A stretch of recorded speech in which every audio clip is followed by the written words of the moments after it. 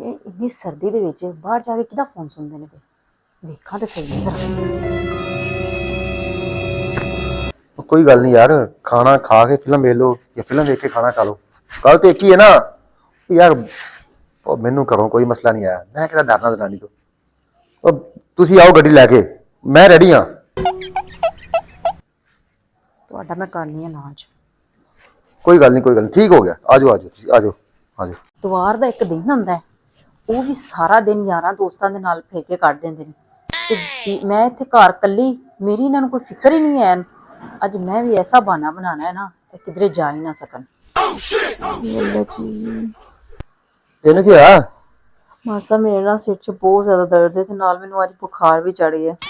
ओए होए होए होए, चलो कोई गल नहीं, रेस्ट कर तू फिर। ते मैं दोस्त की गड्डी मंगवाई यार, मैं तेन बाहरों खाना खा के लेना, नाले फिल्म आ के लेना। ਅੱਛਾ, हाँ ਮੇਰੇ ਵਾਸਤੇ ਤੁਸੀਂ ਕਹਿ ਰਹੇ ਸੋ ਆਪਣੇ ਦੋਸਤ ਨੂੰ ਕਿ ਗੱਡੀ ਲੈ ਕੇ ਆ ਤੇ ਫਿਲਮ ਦਿਖਾਣੀ ਹੈ। हाँ कोई गल नहीं, तो बीमार है यार, रेस्ट कर। नहीं नहीं, मैं बीमार नहीं, मैं बिल्कुल ठीक हाँ, मैं तैयार हूँ। नहीं चलो चलिए।